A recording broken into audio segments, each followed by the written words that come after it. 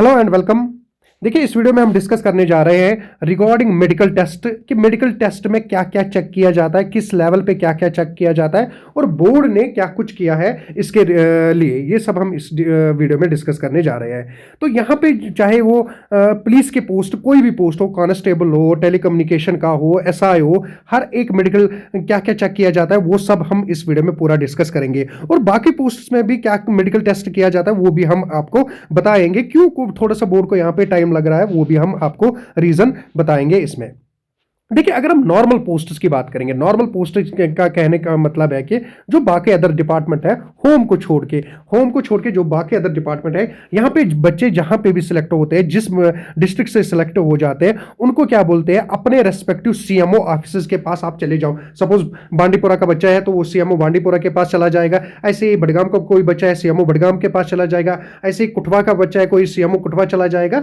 जो CMO office है वहां पे क्या बैठता है, मेडिकल बोर्ड बैठता है और मेडिकल बोर्ड चेक करता है इस पर्टिकुलर कैंडिडेट को और बाद में एक सर्टिफिकेट इशू करता है जिसको हम मेडिकल सर्टिफिकेट कहते हैं। और वही वो बच्चा फिर क्या है, अपने जहां उसको ज्वाइन करना होता है, बाकी अदर डॉक्यूमेंट्स के साथ साथ वो मेडिकल सर्टिफिकेट भी वहां पे क्या है, ज्वाइन करता है। तो ये थोड़ा सा जो है इजी रहता है देन जो होम डिपार्टमेंट के। आप अगर अभी कंपेयर करोगे होम डिपार्टमेंट मेडिकल को किसी और अदर डिपार्टमेंट के साथ, वो थोड़ा सा अलग होता है। तो यहां पे जो है इजी रहता है टेस्ट करना, क्योंकि हर किसी बच्चे को अपने रेस्पेक्टिव सीएमओ ऑफिस से जाना होता है, वहां पे टेस्ट करवाने होते हैं और वहां से सर्टिफिकेट क्या है लेनी होती है और वो फिर प्रोड्यूस करनी होती है ज्वाइनिंग के टाइम पे बाकी अदर डॉक्यूमेंट्स को डिपार्टमेंट को। नाउ बट अगर हम होम की बात करेंगे तो होम में क्या होता है कि होम के जितने भी टेस्ट्स होते हैं ना, चाहे वो कांस्टेबल हो, चाहे वो कोई भी पोस्ट हो, ये जो टेस्ट्स होते हैं ना जीएमसी में कंडक्ट होते हैं। तो बोर्ड को ना इनको ऑफिशियली लेटर लिखनी पड़ती है कि जीएमसी वालों को कि आप अपना मेडिकल बोर्ड कब रेडी रखोगे। मेडिकल बोर्ड में कौन कौन बैठता है पहले ये बताएंगे।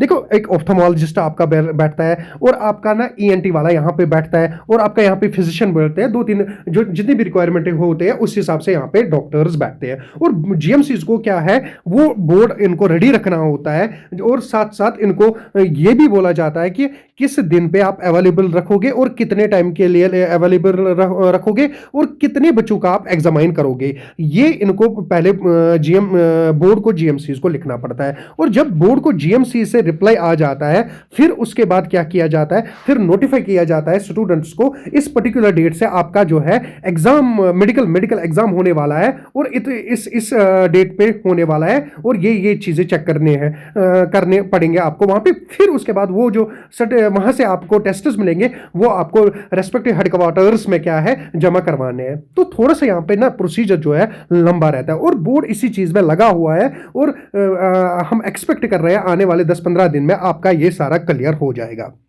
और इसके रिगार्डिंग आपको जल्दी एक नोटिफिकेशन दिखने को मिलेगी। नाउ अब चेक क्या किया जाता है।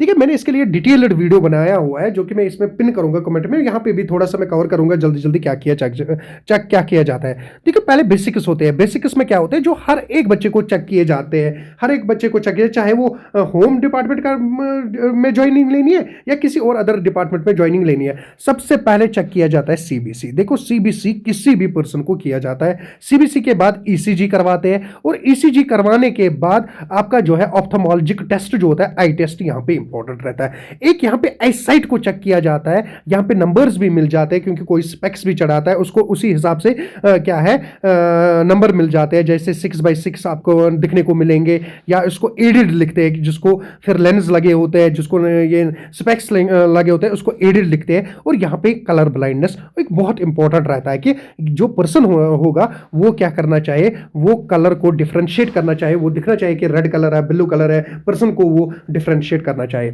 देखिए, अब कुछ बच्चे ना सीबीसी में कुछ, अगर किसी भी बच्चे को कोई भी डाउट होगा ना इसके रिलेटेड, किसी भी अपने मतलब डिफेक्टिव लग रहा है ना, वो कमेंट कर सकता है, हम उसको तुरंत रिप्लाई वहां पे करेंगे ना। सीबीसी में जो लेवल्स होते हैं ना, अब ये नहीं बताना कि जो मेरी शुगर लेवल है वो ऊपर है, जो मेरी शुगर लेवल है वो डाउन है। अब इसमें क्या करेंगे, ये सारी चीजें चेक नहीं किए जाते। बस आपका एक सीबीसी करवाएंगे, सीबीसी के बाद आपका ईसीजी करवाएंगे, ईसीजी के करवाने के बाद आपका जो है आई टेस्ट होगा। आई टेस्ट होने के बाद और भी चीजें चेक किए जाते हैं, हाइट को भी चेक किया जाता है और वो हाइट भी मेंशन किए जाते हैं किस पे, मेडिकल सर्टिफिकेट पे। ये आप नहीं बता रहे कि यार हाइट नहीं कर रहे हैं, चाहे हाइट को पहले चेक किया हुआ है, हमने ये टेस्ट किए हुए, हाइट भी चेक करते हैं, हाइट के साथ साथ आपका वेट भी चेक करते हैं। वेट चेक करने के बाद आप जब ये सारी चीजें जमा करवाओगे उसके बाद आपका जो है हैंड्स के भी टेस्ट होते हैं, क्या इनके फिंगर्स बराबर है, 10 के 10 फिंगर बराबर है, और फुट में भी देखते हैं कि 10 के 10 फिंगर्स बराबर है,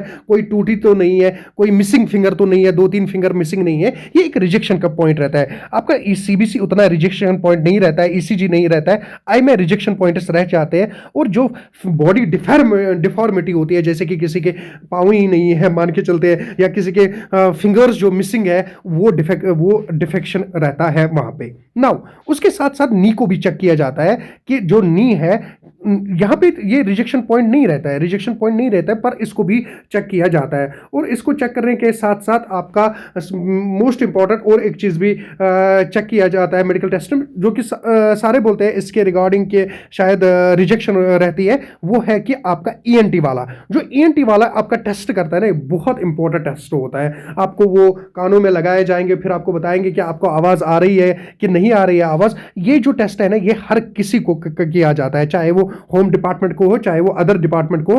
तो ये टेस्ट जो है ये भी आपका किया जाएगा। इसमें से आपको साउंड्स बताएंगे कि क्या आप साउंड सुन पा रहे हो, किस पिच पे सुन पा रहे हो, किस पिच पे नहीं सुन पा रहे हो, ये रिजेक्शन पॉइंट का हो सकता है।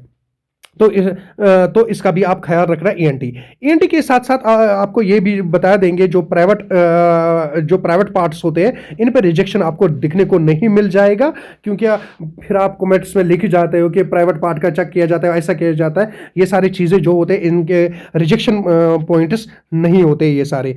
नाउ ईएनटी जो हमने आपको बताया ये मोस्ट इंपॉर्टेंट है, इसको आप देख लेना, क्योंकि यहाँ पे ना आप गड़बड़ी नहीं करना कि मुझे सुनाई नहीं आवाज़ दी, या आप चालाक बनने की कोशिश करोगे कि मुझे सुनाई दी आवाज, जबकि आपको सुनाई नहीं दी आवाज। तो ख्याल रखना इसका, क्योंकि ईएनटी में मैंने बहुत सारे देखे कि जिनको पता भी नहीं चलती है कि आवाज आई कि आवाज नहीं आई, और वो कंफ्यूज होके बता देते कि आवाज आ गई, और कभी कभी बताते हैं कि आवाज नहीं भी आई। तो इसको ख्याल रखना जब आपका ईएनटी चेक करेंगे। इस टेस्ट को अलग से नाम बताते हैं, बट अनफॉर्चुनेटली मुझे वो नाम नहीं याद आ रहा है, कुछ नाम बता रहे हैं, प्लीज अगर आपको पता होगा वो कमेंट्स में बता देना। इसके लिए अलग सा पी से शायद है उसका नाम, मुझे भी याद नहीं आ रहा है उसका, उस टेस्ट का नाम ना। उसके बाद जो है बाकी जितने भी आप डिफॉर्मिटीज होते हैं उस पे रिजेक्शंस होते हैं, जो कि मैंने आपको क्लियर किया हुआ है।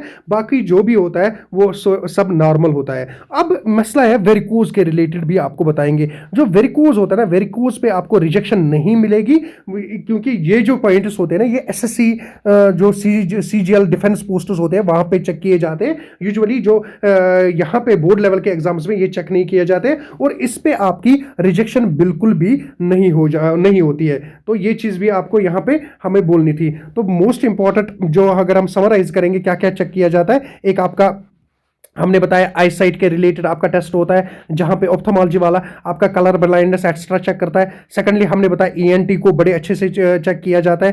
थर्डली हमने आपको बताया सीबीसी करते हैं। सीबीसी करने के बाद आपका जो टेस्ट होता है वो इको वाला होता है, दैट इज ईसीजी चेक करते हैं। ये सारी चीजें जो है वो चेक किए जाते हैं, और बाद में आपको एक सर्टिफिकेट प्रोवाइड की जाती है कि आप फिट हो किसके लिए, आप फिट हो अपॉइंटमेंट के लिए, दैट मीन्स ज्वाइनिंग के लिए आप फिट हो, फिर आप ज्वाइनिंग कर लेते हैं। बाकी अगर भी कोई भी आपके देखो टीथ्स के रिलेटेड भी मुझे एक ने बताया कि मेरे जो टीथ्स है वो थोड़ा डिफॉर्म है, टीथ्स एक ऐसा है एक वैसा है, ऐसा मुझे बोल रहा था। तो यहाँ पे ये चेक नहीं किए जाते, और ये रिजेक्शन पॉइंट्स नहीं रहते हैं आपके टीथ्स के रिलेटेड। बाकी आपकी स्पीच करवाते हैं, बात करवाते हैं, वो सब भी वहाँ पे चेक किया जाता है कि कहीं पे कोई डीफ एंड डम ना हो, ज़्यादा डिफॉर्मिटी ना हो ज़्यादा। ऑब्वियसली जो एक्सट्रीम लेवल के होंगे तो वो रिजेक्शन के पॉइंट्स बन सकते हैं। बाकी तो यूजुअली आप मानो 99.9% आप क्या हो, सिलेक्टेड हो। इजी टेस्ट होता है इसका उतना हार्ड टेस्ट नहीं होता है, बेसिक चीजें चेक किए जाते हैं। बस जो 0.1% क्या है वो फाइनल सिलेक्शन, उसके बाद आपकी सिलेक्शन हो जाएगी। तो यहाँ पे जो टेस्टर्स रहते हैं बहुत इजी टेस्टर, अगर हमारी तरफ से कोई मिस हुआ होगा और आपको वो बता रहे हैं, आप मेंशन कर सकते हैं, हम आपको इसको रिप्लाई करेंगे, जरूर आपको हम रिप्लाई करेंगे। Okay, thank you, bye.